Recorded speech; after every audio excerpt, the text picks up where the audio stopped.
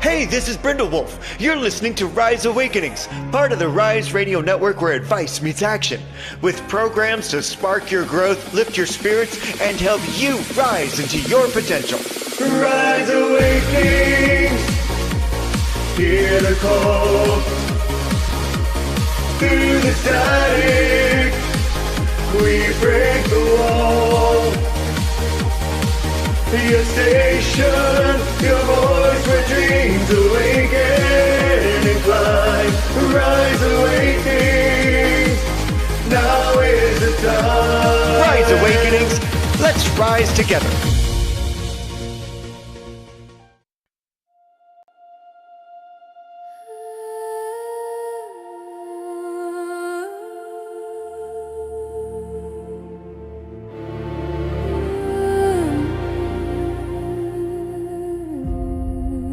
Start with the quiet parts, the things you hide behind your laugh. Sit with the ache a while. Let every question breathe and ask, who was I trying to be? Who am I when I just stay? Name every tender scar and let them have their say.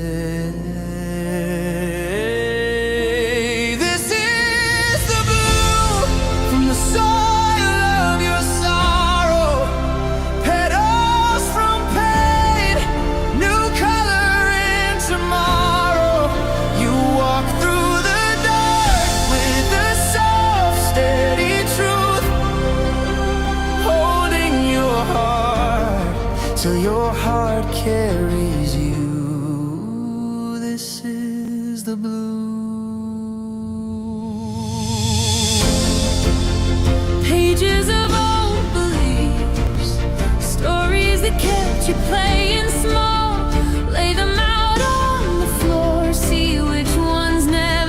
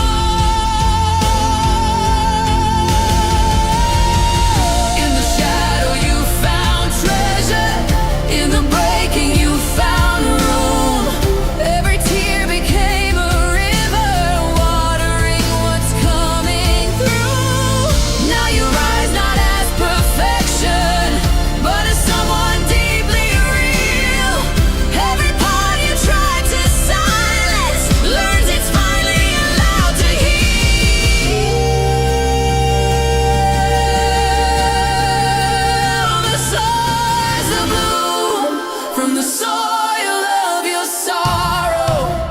Petals from pain, new color in tomorrow. You walk through the dark with a soft, steady truth, holding your heart till your heart carries you.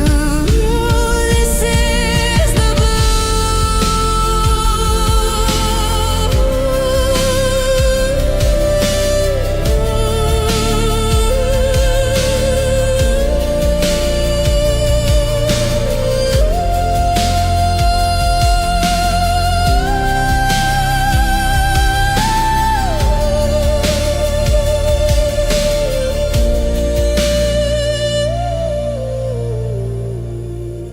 This is the blue.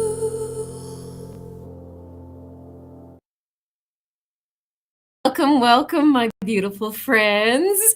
Welcome to the Bloom. If you are new here, the wisdom that I share in this podcast is based on my personal experiences and knowledge that I've gained. Words are always hard. Gained in my educational and healing journeys. So basically, I share my best practices with you in the greatest degree of love. May whatever resonates with you resonate with you, and whatever doesn't, leave it. And if you want to dive a little bit deeper, find me on healingrose.org or all of the socials. Micah, thank you for being the man behind the curtain that pushes all the right buttons and makes this podcast actually happen. And I love you all so much. Let's dive in. Today is Sheila's topic, and it is how do we help ourselves with self-sabotage, and what the heck's going on with the self-sabotage thing. So let's dive right in there, because we do need to talk about this, especially since it's been a minute since we've dove into this topic. And we'll be continuing along these lines on some of the other podcasts this week. So when we hear the word self-sabotage, many of us immediately are thinking that we're doing something wrong, right? That's what ends up happening.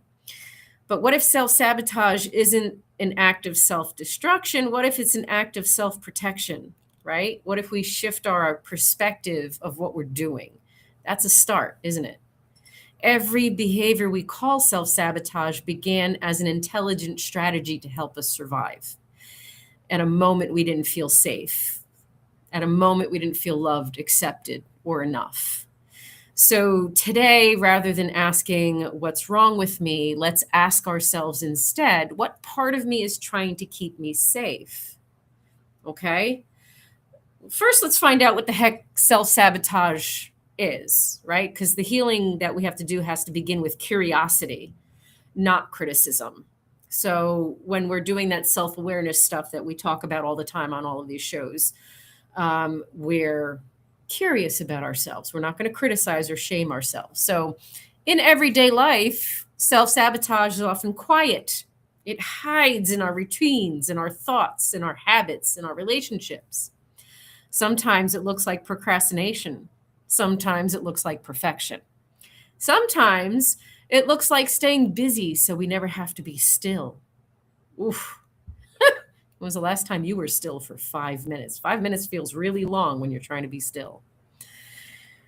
When you're busy being busy. Okay.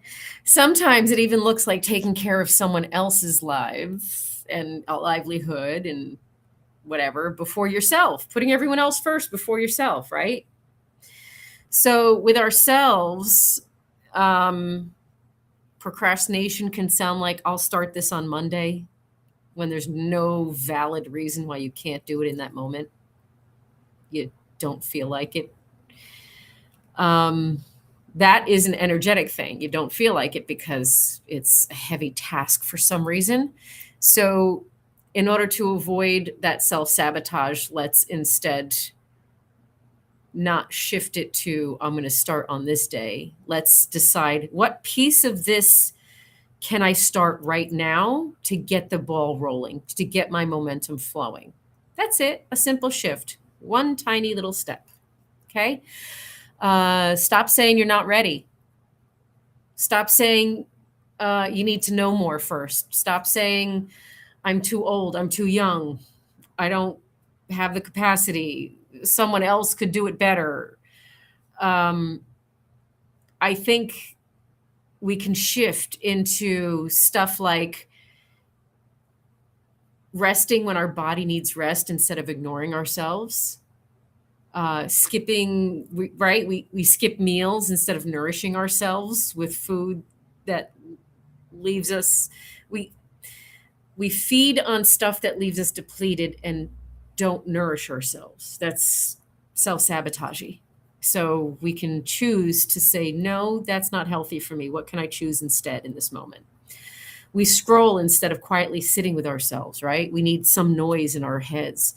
Okay, if that's the case, then throw some YouTube on and throw on some nature noises or some frequency sound or something healing, something reflective, something powerful. Words matter, including what you listen to in the music that you have going on in the background and the scrolling that you're doing. Is it micro learning? Is your algorithm set to give you stuff that you're interested in that enriches and adds value to your experience or expands your knowledge in some way? So are we sabotaging with not using our time valuably? Are we putting off doctor appointments because we're too much of a burden or a hassle on someone else for assistance or some other reason? Stop putting them off. Your health matters. You're never a burden. Speaking of which, are we speaking harshly to ourselves in ways we'd never speak to someone else that we love?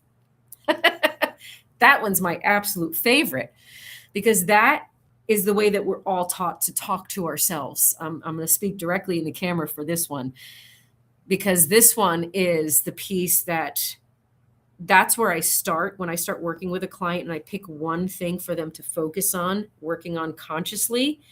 It's the stop self-deprecating. That is the most intrusive and destructive form of self-sabotage that we do, because that's literally normalized in our society. We're taught to shame ourselves and bully ourselves with our words as normal speaking, as an acceptable, socially acceptable way of communicating. Like, how many times have we all been guilty of and have heard people around us say, "Oh, I'm such an idiot. Why can't I did." That is self-sabotage. Or, "Oh, my hair is so gross." That is self-sabotage. Anything negative about yourself is bullying yourself. And we speak harshly to ourselves as a societal norm. So that's the first practice that I work with in my clients and fine tune in my clients before we move forward, because that alleviates so many things. Okay, carrying on. Let's talk about self-sabotage and how that often shows up in relationships. And it shows up through fear, right? Fear of abandonment, fear of rejection, fear of being truly seen by someone in your fullest, like they won't really like you for who you are, right? Saying yes when we mean to say no in relationships, right? Avoiding difficult conversations because they're going to be uncomfortable and hard, and their response is going to be uncomfortable and hard. Choosing emotionally unavailable partners because vulnerability feels unsafe, right? Pushing away people who genuinely care about you because you're afraid to have those uncomfortable conversations. Expecting others to read your mind instead of expressing your needs. That's very self-sabotaging. And then you get mad at them, and now you're carrying resentment for something they never even knew existed because you didn't share it with them. Believing we have to earn love instead of simply receiving it. That's really hard. You end up people-pleasing in relationships and then training them for something to expect something from you that you really can't maintain or sustain yourself because it's going to burn you out. So choose different things. Say yes. If their response is harsh, they're not for you. Walk away now. Now. Things escalate over time. The small things in the beginning are tests to see what your capacity is and how malleable you are, how accommodating you can be. Okay? If it's a problem for you to say no to something and have difficult conversations and feel unsafe, and you're feeling unsafe, so you push away, like there's legitimate reasons for your lack of safety, get the heck out. Don't waste any more time. Okay? Period. Don't worry about someone else's feelings who's not taking you into consideration. All right? So, healthy relationships require honesty, okay, before harmony can come. First and foremost, being honest with yourself, and then sharing that honesty with someone else. Let's talk about at work. How do we self-sabotage at work? Whatever your job looks like, whether you work from home or not, okay? Because staying in a job that drains you because of the uncertainty feels scarier, right? It's the uncertainty of not having that job is scarier than the unhappiness that you're experiencing. Oh, so you've convinced yourself. How about never applying for the opportunity we secretly want because we don't feel like we're, what did I say in the beginning? Ready yet, enough, all of those other things. Okay. Working ourselves into exhaustion, trying to prove our worth because we don't believe and trust in our worth. So we feel like we're constantly proving ourselves so we don't get fired. There's fear in there. There's not enoughness in there.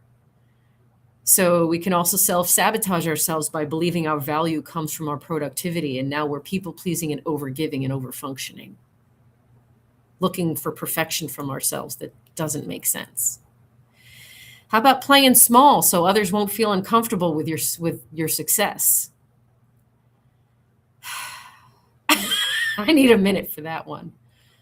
As someone who is still learning all the ways that I'm playing small to other people, at my stage and my place in life, still recognize the ways in which I sabotage myself, especially as a holistic, metaphysical, spiritualist practitioner, because that's a weird world for a lot of people, and I've already been burned at the stake.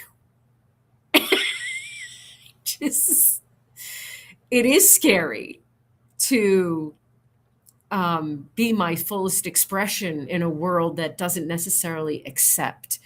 So I'm still discovering all of the little discrete ways in which I'm still playing small without realizing it about me and being successful. So sometimes we aren't afraid of failure. Sometimes we're afraid of what life will ask us if we actually succeed. And I like to say a lot, with great power comes great responsibility. And when you're in a role where you're very giving and very loving and very authentic and very honest, that is something that folks are naturally going to be drawn to, and they're going to be watching you because they want what you have. They want what you're experiencing. They want to understand, how do I achieve what you're achieving when you're doing this deep healing work, right? Guess what? You become the pebble that makes the ripple in the pond that shifts the energy around you. With great power comes great responsibility. So sometimes that is what scares us, right? So it has nothing to do with where you work. It has to do with all of that other stuff of are you aligned? Are you authentic? Are you living your purpose? It's tough. So in our healing journey, self-sabotage comes up too. Many people think that healing means becoming someone different, and healing actually just means becoming ourselves. We talk about that a lot in every single show. And this is a process. This healing journey is a process. So self-sabotage in the healing journey may look like reading every book, but never practicing and integrating that knowledge into your actual experience. We call it spiritual bypassing. We'll get to that. Waiting until life is less busy. I don't have time for that. Or I can't focus on that until I do X, Y, and Z, right? That's a big one. That's a big self-sabotage in your healing journey. I can't do this or focus on that until X, Y, and Z happens. Honey, this isn't your timeline. This is divine timing, but with your efforts. So if you don't put forth the effort, it ain't going to happen. And wouldn't that thing that you're waiting for be much better in theory if you actually did the work now? There's no waiting.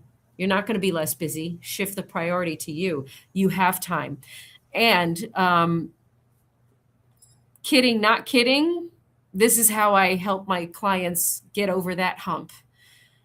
You sit on the toilet in the morning, don't you? It's an inside job. It takes intentional thought, intentional focus in your head.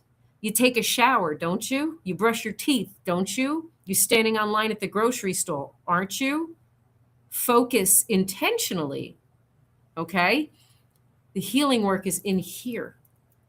So we don't want to self-sabotage and wait for the right time or until something else happens first. Stop doing that. Also, stop comparing your healing to someone else's journey. You can't possibly have someone else's journey. You can't possibly be healing the same way someone else heals. You haven't had the same life experience, period.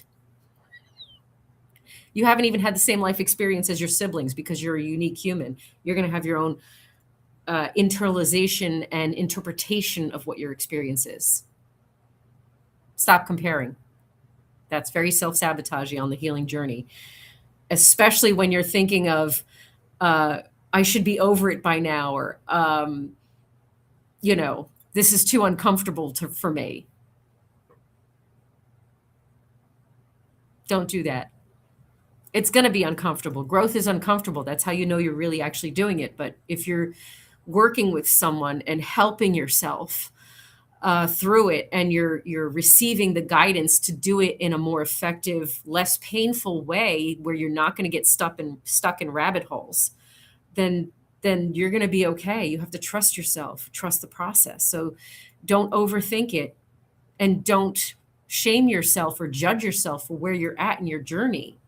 You're exactly where you need to be. It's not about perfection. It's about showing up one honest moment at a time. And by the way, if you want to hear, this might be a good spot to do a shameless plug. If you want to hear about how impactful working with someone in the healing journey can go, tune into Brindle's Vision tonight, because Steph is going to be talking about Micah and working with Micah as her mentor. And because we're celebrating the 1-year anniversary of Micah's Untriggered book, they'll be talking about how useful and helpful it's been to follow the process and trust the process. So anyway, tune in tonight to that. There's my shameless plug. So let's just go into the gentle reminders that every time we judge ourselves, we strengthen shame, don't we? So let's pay attention to what we're saying and remove judgment and remove the shame, and walk ourselves through what unconditional means in our self-love journey. What the heck does the word unconditional mean? And actually apply that, integrate into that truth for ourselves, into that compassion for ourselves, okay?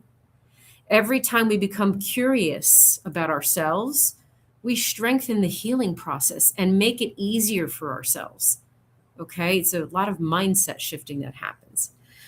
Imagine meeting the part of yourself that procrastinates, avoids, people pleases, or doubts, not with frustration, but with compassion. Maybe you'll ask yourself, what are you protecting yourself from? Right? Maybe you can ask yourself what these feelings, what avoiding, what procrastinating, what people pleasing, what doubt, what frustration, whatever, what is that protecting you from? The answers may surprise you. So let's start asking ourselves these reflective questions and questioning everything, okay? Let's ask, where do we keep abandoning ourselves? Let's ask, where are we avoiding because it feels uncomfortable? Where are we saying yes, where our heart is begging us to say no? What story do we keep repeating to ourselves about who we are instead of listening to who we truly are? If fear weren't making decisions for us, what would we love to choose for ourselves? What would we choose for ourselves? And what is one small act of self-trust that we can practice for ourselves this very week? Okay? We are becoming more aware. We're becoming more in tune with ourselves. We're becoming more intentional with ourselves. We're recognizing where there's fear. We're recognizing what we need to unlearn. That's the process of learning how we're self-sabotaging is an important piece of this entire learning process and curiosity process about ourselves. That's something that it takes our acknowledgement, and there's layers and layers and layers of it. So definitely tune into Brindle's Vision tonight, because they're going to do a great job of talking about the layers. I'm sure of it. I have no idea what they're going to talk about, but I know it's going to be in there because it's part of the process. So before I open it up to the comments, I'd love for you to answer some of those questions and talk about that. And maybe come up with some other things that you notice about your self-sabotaging that you'd like to share and talk about. May we please stop seeing ourselves as broken. May we recognize the wisdom in every survival strategy that we carried here with us and that's carried us through. May we lovingly release the patterns that aren't serving us anymore. May we trust that every step we take toward our authenticity is a step toward our actual freedom. May we remember that healing is not measured by how flawless we become, but how gently we learn to hold ourselves through every season of becoming, every season that's yet to come. Because the greatest act of self-love is not fixing ourselves. We're not broken. It's finally believing that we're always worthy of love exactly where we are in every moment, whether we like it or not. The not liking it is what we learn. So let's open up the chat now for everyone and talk about this. Bubble Kitten says, I'm a master at self-sabotage. Oh, Lord, let's not say that. I'm working on getting better on it. For years, decades, I've refused to do anything for myself till my body broke down and I didn't have a choice. That's unfortunate. And that's unfortunately true for so many of us. I so relate. So just healing autoimmune stuff that was created from exactly that self-sabotage. I had to learn what I had to unlearn. And the only way that would happen is if I was practicing that conscious awareness of self and rewired my brain. And that's really what we teach you to do on all of these podcasts. We're teaching all of you how to rewire your brain. So hit the pause button first. That first statement that you said, Bubble Kittens, we're going to erase that, because we're going to replace that with, I love myself and recognize what I need to heal from, what I need to shift from. I recognize unhealthy thoughts every day. I recognize new unhealthy thoughts. Stuff like that. Start creating your own variation of healthier ways of reframing pattern recognition into helping yourself move forward. Right? See if that helps. Being seen scares the hell out of me. Me too, girl. And I use the same not giving it a crap mentality for that.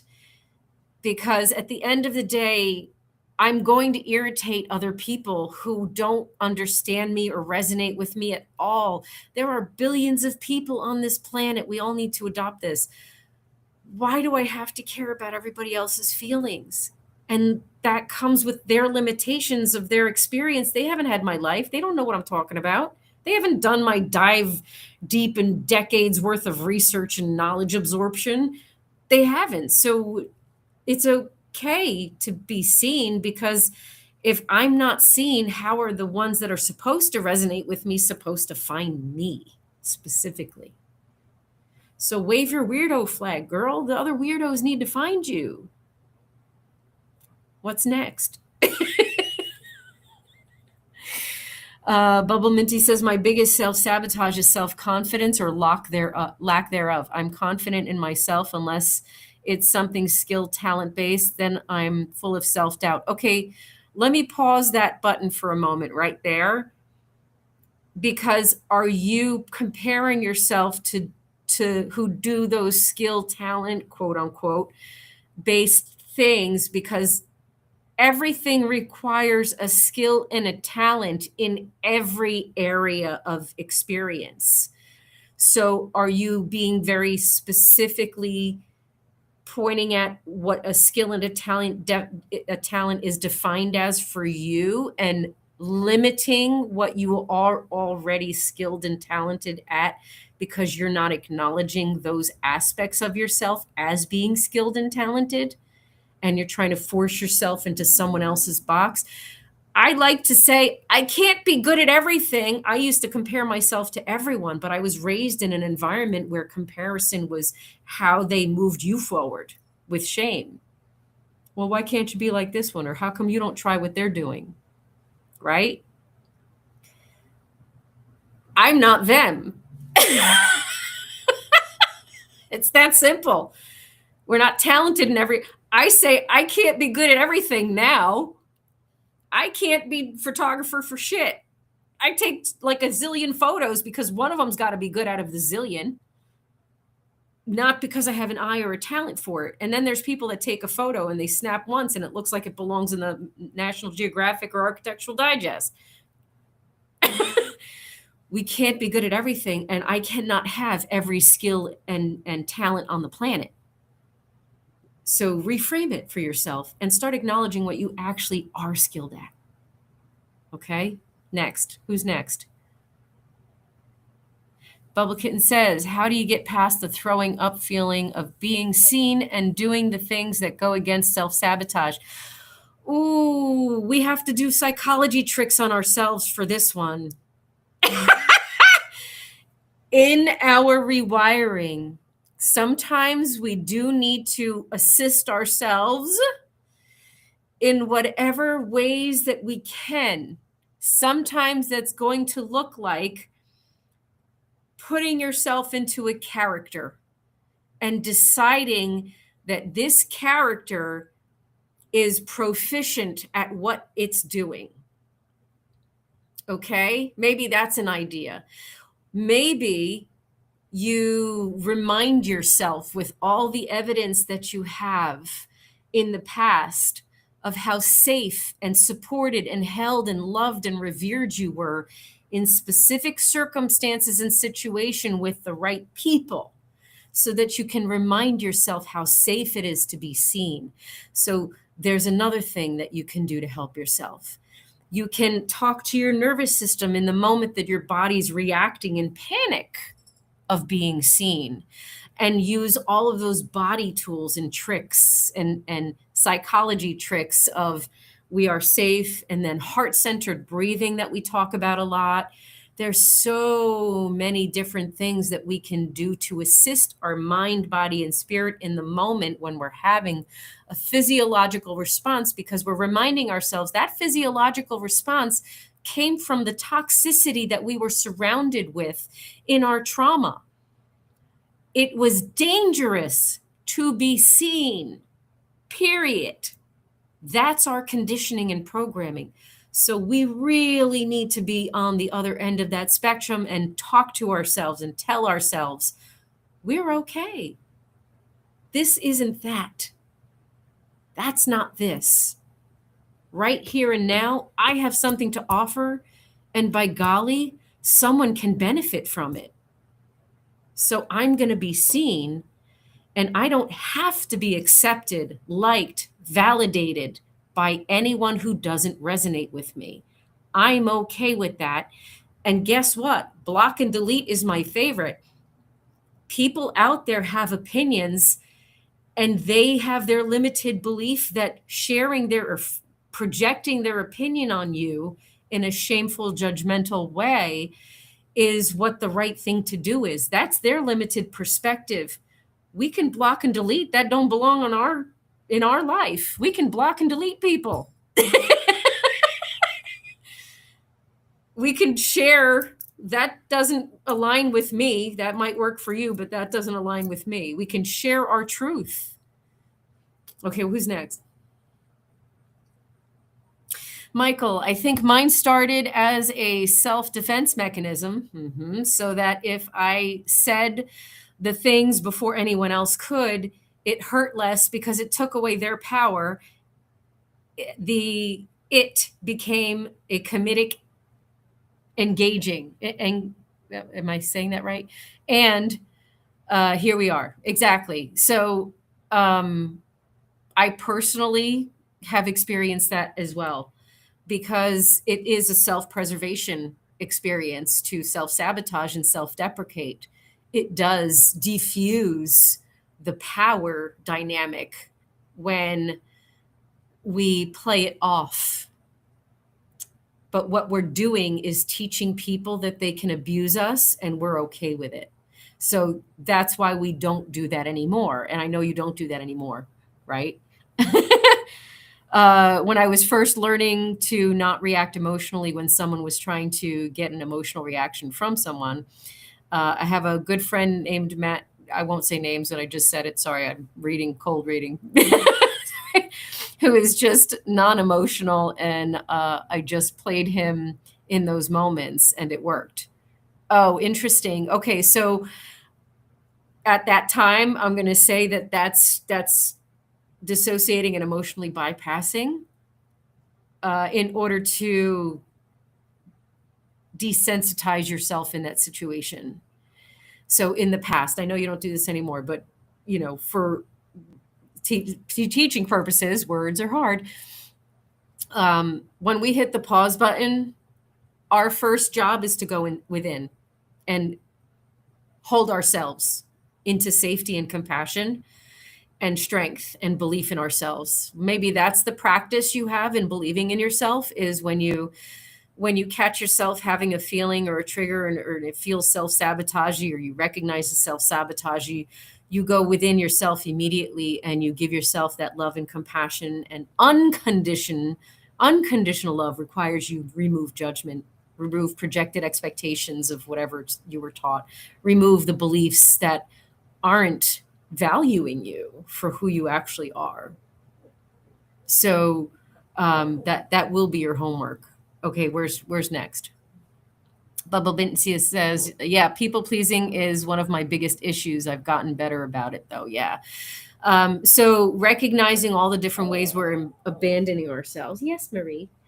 And recognizing all the different ways that we aren't holding ourselves with the respect that we deserve, right? We're saying yes when we want to say no, all that stuff. Okay. No more people pleasing. So Bubble Kitten says, one of the issues I deal with is feeling like I'm too late for life to restart. At 49 years old, it is too late to start doing my purpose. I know it isn't yet getting all of me to know what is a challenge. Okay, so I have a major response to this, but I'm going to grab Marie real quick. So hold that thought. Bear with me. Sorry, this is live.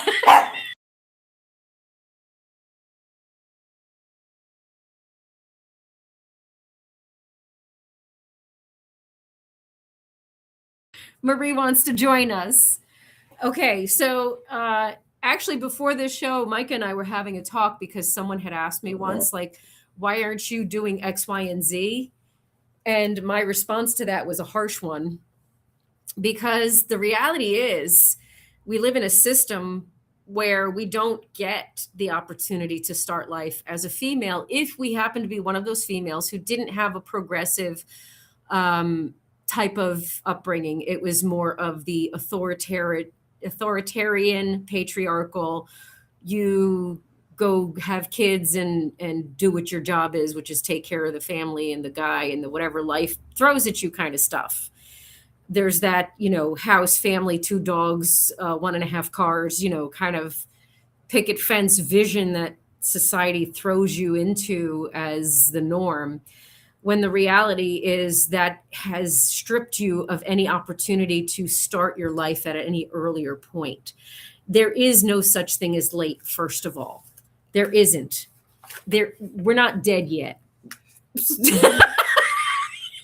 Late is when you're dead. Okay, so yes, you're never too late. There is no late. Thank you, Deborah. There's never any late. There's only you deciding you come first.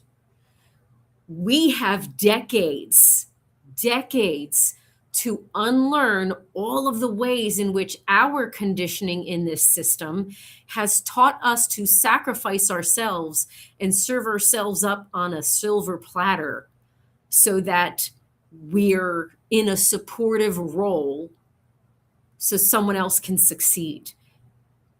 That's unfortunately the truth for a lot of us in a lot of different dynamics and ways. And this is true for men too, in different circumstances and situations. It's not a female thing, but it is a thing in our system.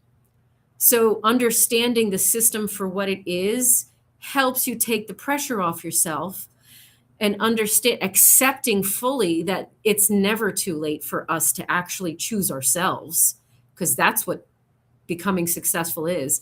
Grandma Moses, JM Cage says, Grandma Moses started painting very late in life. She did. And that was her purpose. Absolutely. Judge Judy started late.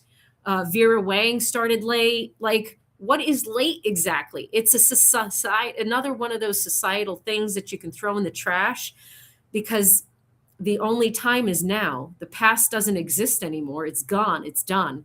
We can choose right now to select putting ourselves on the priority list and doing what we feel is aligned with who we are. And sometimes our purpose is still unfolding. We might have a general idea of what our purpose is, but maybe not understand how that materializes in this plane. How do we physically integrate and embody that in this plane? We discover that as we go along. The idea is to stop putting ourselves in boxes. Get rid of the boxes. Get rid of all the boxes you're putting yourself into and give yourself the clean slate that you need.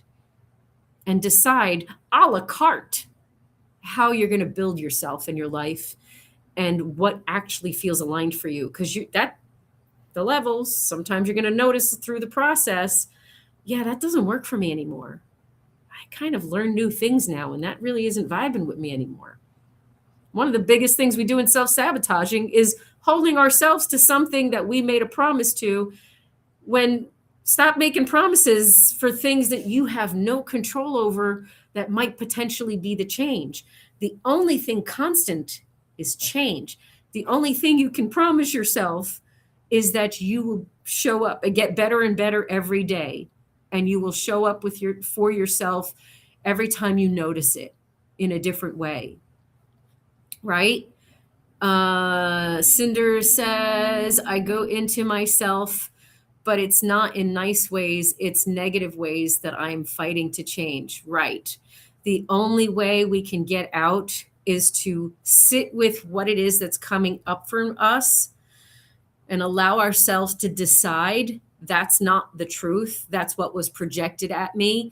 And what do I need to unlearn in order for me to take that projected layer off of me, right? We're becoming ourselves in the healing process. What we're fighting is who we are not. We are fighting those negative thoughts because those are not who we are. But why are we fighting them if they're not ours anyway? Shift your mindset of what they are and say, oh, I notice you. I notice that pain. I love you. I validate you. I feel you. I know that hurt you. You didn't deserve that. That's not accurate and that's not true of you. The truth is this, and replace it with an affirmative statement and proclamation of yourself, and allow yourself to practice trusting that to be true. Okay. Michael says, you need to know what you didn't know. Wait, you needed to know what you didn't know. Then once you knew what you didn't know, then you knew what you needed to learn to unknow what you didn't know. You know, I do know. And an easier way to say that is what Maya Angelou said, and I love her statement: do what you know until you learn different, and then do that. I'm paraphrasing, but it's something along those lines. 100%. And I love that. That was so well done. I made sure I read that one clearly because I'm like, oh, you got it right too. Don't screw it up. Thank you, Michael. That was fun. Bubble Kittens is asking, how do you get past the thing where you can perform privately, but when in front of others, you can't do it? By recognizing that the reason why you can't do it in front of others is directly proportionate to the amount of ridicule, shame, mocking, bullying, and ostracization that you received, the trauma that you've experienced every time something naturally came from you that was too much and too uncomfortable for someone else to hold. Okay? Someone else didn't have the capacity to hold what you presented and ruined how it felt for you. Give yourself some compassion for that understanding and validate how wrong that was for you to have experienced and how not okay it was for you to have experienced that. Okay? Who you are in private, let that person show themselves. Maybe put your toes in the water for a little bit.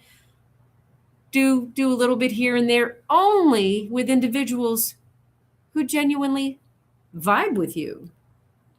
You know, when somebody feels off, don't share parts of you with people who feel off. Period. Share parts of you and be seen by the individuals your intuition is telling you may resonate with you. Trust yourself in that. Okay? Michael says, you got time to lean, you got time to clean your inner house. Yes. That takes time. That takes processing. That takes eliminating the self-sabotaging, because you're blocking your own abundance. You're blocking your own growth. You're blocking your own self-worth. You're blocking your own evolution and expansion. So in order to embody confidence, you have to stop the sabotage that shows up in all kinds of ways. Okay? And for those of you who are very in tune and in touch with themselves, understand the more deeply you in tune and in touch with yourselves, the more you expand, period. The more you value and place yourself on the priority list and trust yourself, the more you expand your experience. The more you recognize and realize how you absorb the outside world.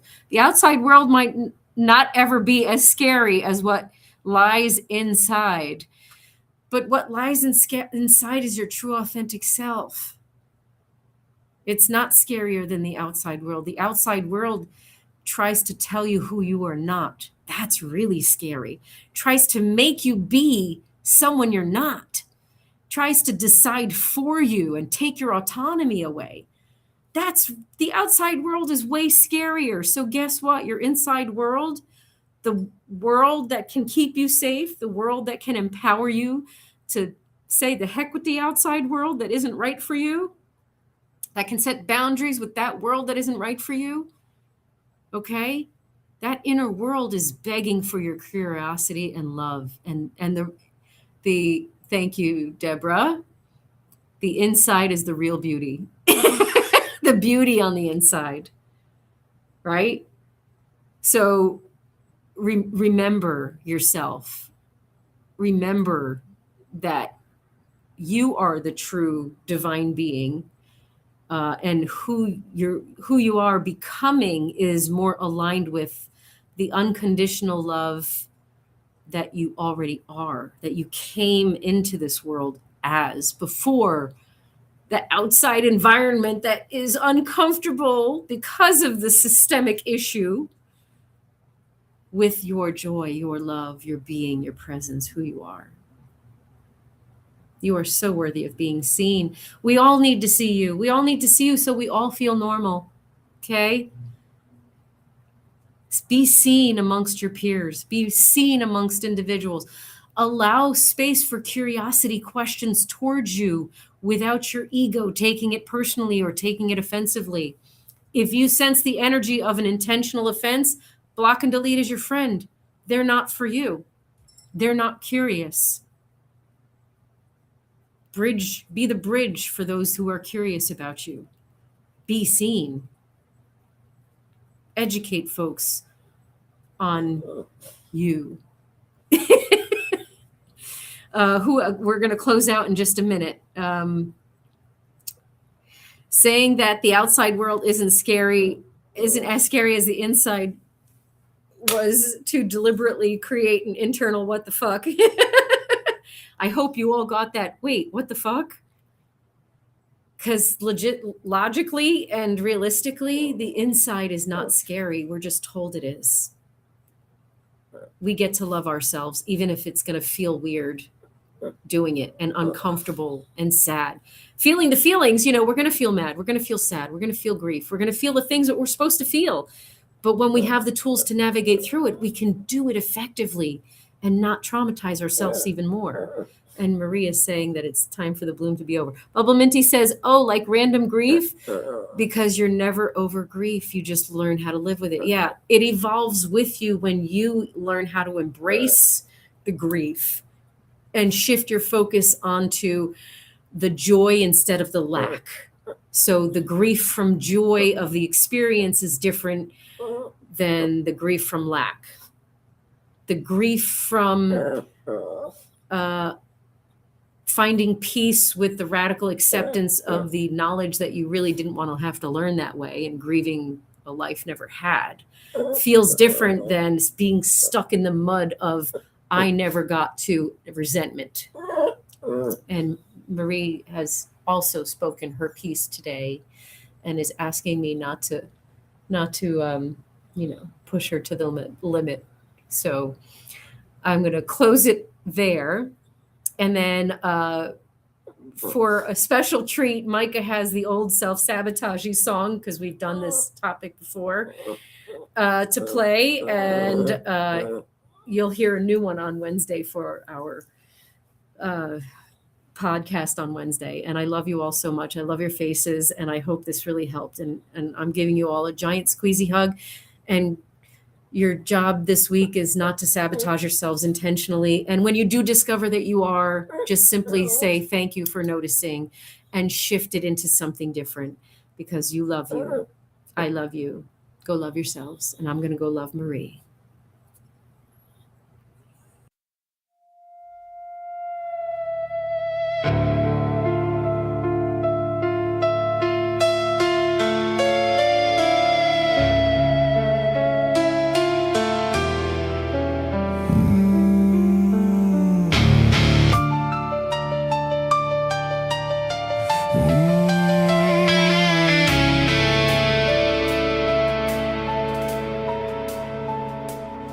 When pain lurks inside, closet feelings hidden, the mind wants it to be gone, but the body is too smitten, as if living in survival, holding what it's always known, the heart breaking, wanting more, a new life to be shown, want to run, gotta hide from the pain locked deep inside.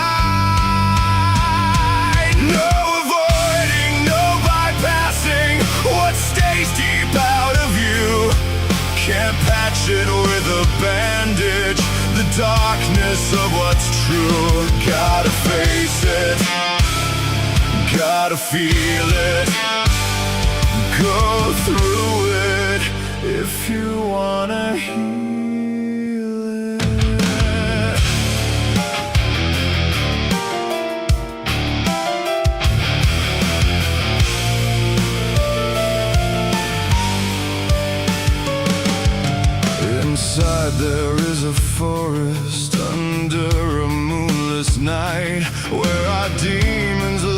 play and keep us locked in fright, tormenting and exploiting, gaslighting while they play, while we can't ignore the cruelty that they say. No avoiding, no bypassing what stays deep out of you. Can't patch it with a bandage, the darkness of what's true. Gotta face it, gotta feel it, go through it if you wanna heal it.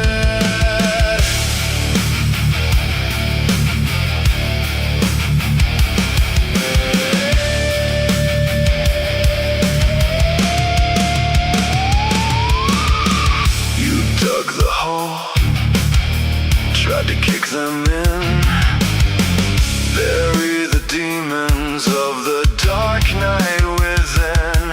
Move past the illusion of what could never be, bringing darkness into light, the truth you finally see. No avoiding, can't get around it, no bypassing, you can make it through.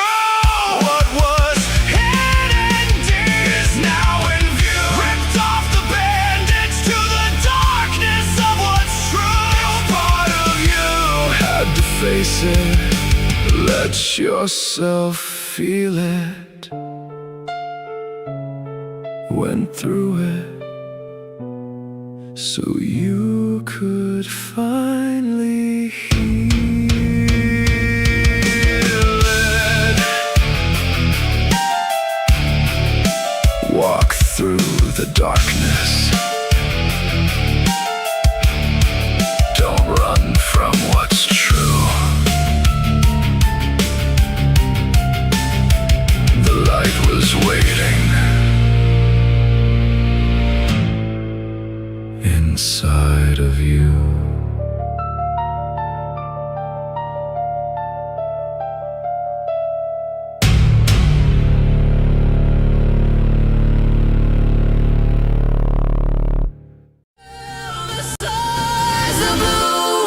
From the soil of your sorrow, petals from pain, new color in tomorrow. You walk through the dark with a soft, steady truth, holding your heart till your heart can ease you. This is the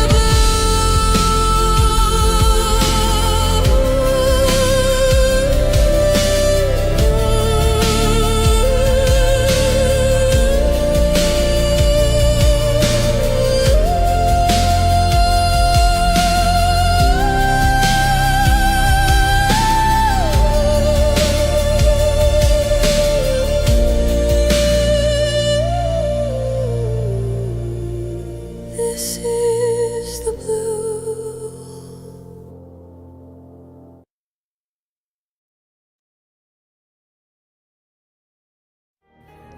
Hey, this is Brindle Wolf. You're listening to Rise Awakenings, part of the Rise Radio Network where advice meets action, with programs to spark your growth, lift your spirits, and help you rise into your potential. Rise Awakenings, hear the call. Through the static, we break the wall. Your station, your voice where dreams awaken and climb. Rise Awakenings, now is the time. Rise Awakenings, let's rise together.